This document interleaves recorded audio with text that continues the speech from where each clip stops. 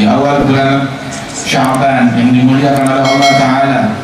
Ketahuilah bahwasanya sebentar lagi kita akan memasuki nisfu Sya'ban, malam yang penuh keberkahan, malam yang dahulu biasanya para ulama, aulia wassalihin mengkhususkannya untuk beribadat kepada Allah Subhanahu wa Ta'ala, yang mana malam-malam yang mulia ini mulai dari Rajab, Sya'ban, semuanya adalah persiapan pensucian di dalam menyambut bulan Ramadan yang dimuliakan oleh Allah Subhanahu wa Ta'ala.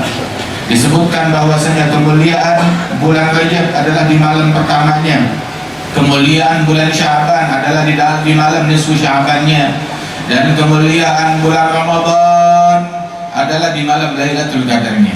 Ini malam-malam yang mulia, malam-malam yang agung. Belum lagi Rajab dikhususkan terjadi di dalamnya Isra wa Mi'raj Nabi Muhammad sallallahu alaihi wasallam. Dan Rajab bulannya istighfar, dan juga di bulan Sya'ban banyak terjadi kejadian besar. Di antaranya adalah Syaqqul Qamar, pembelahan bulan yang dijadikan karamah, dijadikan mukjizatnya Rasulullah sallallahu alaihi wasallam.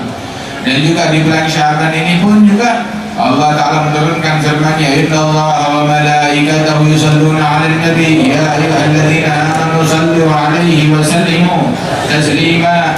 Hingga bulan ini menjadi bulan untuk kita banyak bersalawat kepada Rasulullah sallallahu alaihi wasallam. Dan Ramadan adalah bulannya Al-Quran, bulan di mana anugerah Allah Ta'ala melimpah ruah untuk umat Nabi besar Muhammad sallallahu alaihi wasallam. Namun yang kesian adalah orang yang mana terjadi hujan lebat tetapi tanahnya dia tetap gersang. Terjadi hujan yang dicurahkan, air dicurahkan, akan tetapi setetes pun tidak masuk ke dalam hatinya. Ini adalah orang yang celaka, ini adalah orang yang rugi. Itu malaikat Jibril bilang kepada Nabi Muhammad sallallahu alaihi wasallam, ya Muhammad, man adraka Ramadan wa lam yughfar lah ab'adahu Allah. Ya Rasulullah, barang siapa yang jumpa dengan bulan Ramadan namun dia tidak berhasil mendapatkan ampunan Allah Ta'ala, berlalu bulan Ramadan ada dosanya yang masih belum diampuni, maka ini orang yang jauh dari Allah, semoga tambah jauh dari Allah. Dan Nabi berucap amin, disukain oleh Rasulullah sallallahu alaihi wasallam. Perangai Nabi rahmat dan kasih sayang. Terus kenapa ini orang disumpahin oleh Nabi Muhammad? Kan Nabi rahmatan lil alamin. Kenapa ini orang disumpahin? Kenapa? Sebab Rasulullah tidak menyumpahi seseorang melainkan orang yang telah diketahui oleh Rasulullah memang tertulis di mata Allah orang ini sebagai orang yang sial. Itu yang disumpahi oleh Nabi Muhammad sallallahu alaihi wasallam. Apa ciri orang yang sial, yang celaka?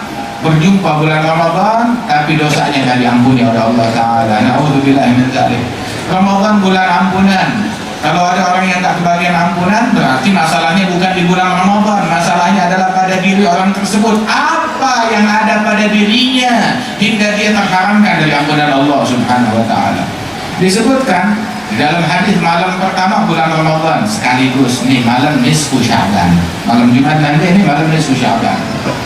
Malam pertama bulan Ramadan dan malam nisfu Sya'ban, Allah mengampuni semua umat Islam yang mengucap la ilaha illallah Muhammad Rasulullah, diampuni semuanya oleh Allah Ta'ala, kecuali 4 orang, 4 jenis umat Islam gak diampuni oleh Allah Ta'ala. Yang pertama adalah mudminil khamar, orang yang kecanduan minuman keras atau obat-obatan terlarang. Di dalam hadis mudminil khamar idza mata laqi Allah ka'abidil wathan, orang yang mencandu minuman keras atau obat-obatan terlarang, kalau dia mati berjumpa dengan Allah, dia mati belum taubat daripada kecanduan minuman keras, belum taubat dari narkobanya, mati menghadap kepada Allah Ta'ala seperti menghadapnya seorang penyembah berhala. Man kana yu'minu billahi wal yawmil akhir fala yashrabanna al-khamra. Barang siapa yang beriman kepada Allah Ta'ala dan hari akhir, jangan dia minum minuman keras, kata Rasulullah sallallahu alaihi wasallam.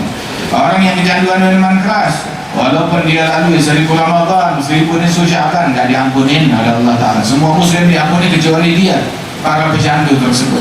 Dan juga yang kedua, yang sama juga apa? Orang yang durhaka kepada ibu bapaknya gak diampunin. Dan yang ketiga adalah qati' rahim, orang yang memutuskan silaturahim.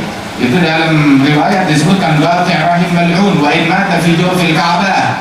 Orang yang memutuskan silaturahmi dilaknat oleh Allah walaupun matinya di dalam Ka'bah. Hebat gak bisa mati dalam Ka'bah? Tapi lebih hebat lagi dosanya tuh orang mati dalam Ka'bah tidak diampuni oleh Allah Ta'ala, tetap dilaknat oleh Allah Ta'ala gara-gara memutuskan silaturahminya. Dan disebutkan bahwasanya inna rahmah la tanzil ala qaum wa fihim qati'. Rahmat Allah tidak turun kepada sekelompok kaum kalau di situ ada satu orang yang memutuskan silaturahminya.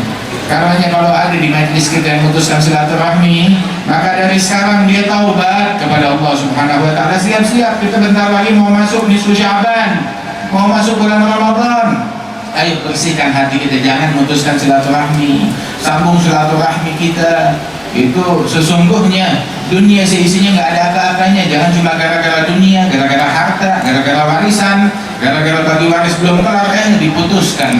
Kerabat dia, famili dia, saudara dia diputuskan cuma gara-gara duniawi yang di mata Allah Ta'ala lebih hina, lebih rendah daripada selembar sayap nyamuk di mata manusia. Itu disebutkan adalah orang yang keempat yang gak dapat ampunan. Satu, pecandu. Yang kedua adalah orang yang durhaka kepada ibu bapak. Yang ketiga yang memutuskan silaturahmi. Yang keempat adalah musyahin, orang yang di dalam hatinya itu ada syahna, ada kebencian terhadap umat Islam. Jangan benci sama umat Islam. Kita ini pengikut Nabi Muhammad. Nabi bilang sama kita, la tahasadu, la tabaghadu, la tadabaru, kunu ibadallahi ikhwana. Jangan saling iri, jangan saling dengki, jangan saling benci, kata Rasulullah.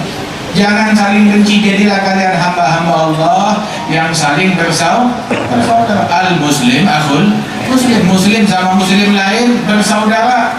Terus kalau saudara bagaimana? Katain, maki, musuhin, telantarin, putusin, cemberutin. Lah, sikap saudara la yadhlimu, la yahqiru, la yakhdhulu. Jangan menzalimi dia, jangan menghina dia, jangan meremehkan dia. Biasa bimri'in syar'a yahqira akhahul muslim. Cukup seseorang dianggap sebagai penjahat, andai dia tidak punya dosa apapun kecuali meremehkan seorang muslim, dia penjahat besar. Kullu muslim ala muslim haram. Tiap muslim atas muslim lain haram. Apanya yang haram? Haram untuk menodai darahnya, hartanya ataupun kehormatannya, haram kata Rasulullah sallallahu alaihi wasallam.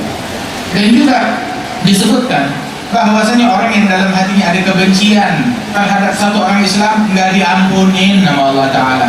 Mau Ramadan, mau nisfu Sya'ban 2 kali, 3 kali, 1000 kali nggak bakalan diampunin oleh Allah Ta'ala. Itu diriwayatkan waktu malam nisfu Sya'ban, Rasulullah sallallahu alaihi wasallam beliau sholat bangun malam panjang sujudnya, kata Siti Aisyah.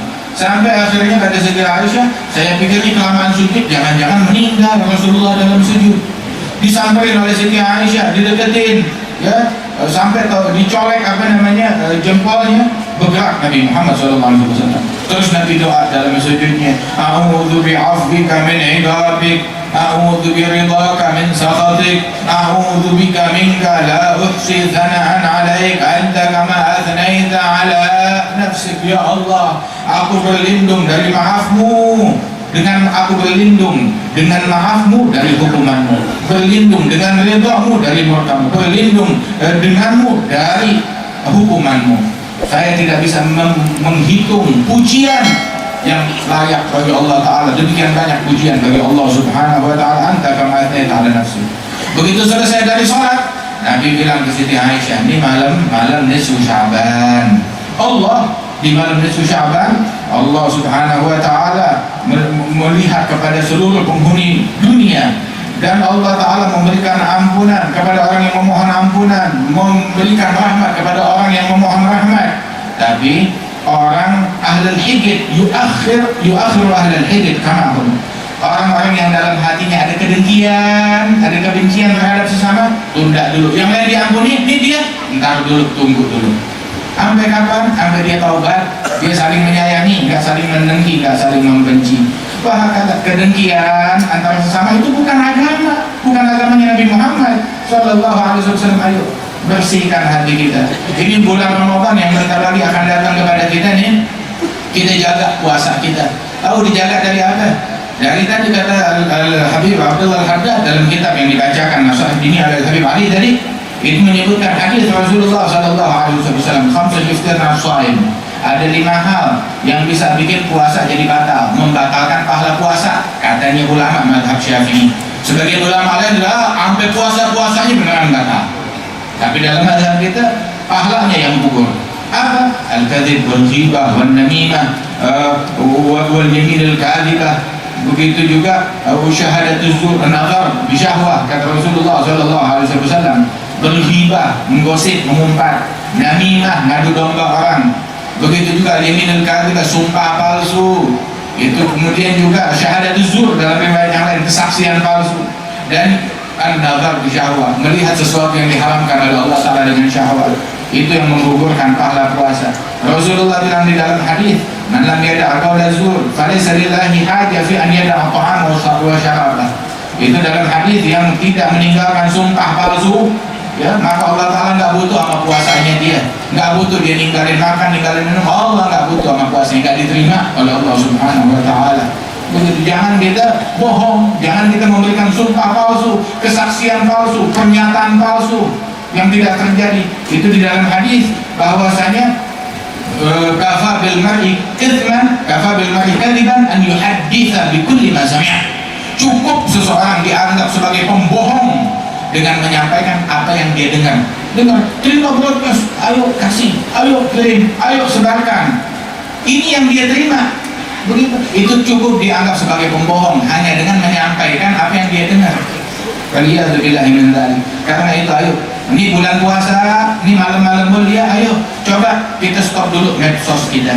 Kita stop dulu tuh berita-berita begituan, SMS, WhatsApp, media segala macam, tinggalin semua, sibukkan diri kita dengan Al-Quran, sibukkan diri kita dengan istighfar, sibukkan diri kita dengan sholawat kepada Nabi Muhammad SAW, sibukkan diri kita dengan taubat kepada Allah Ta'ala. Jangan sibuk sama manusia mulu, melek mata dari pagi sama malam, dari pagi sampai malam sibuk sama dunia, berita ini, kabar ini, sibuk sama manusia, sampai matinya kan megang handphone juga. Naudzubillah min dzalik. Ya lagi hibah, ya lagi namimah.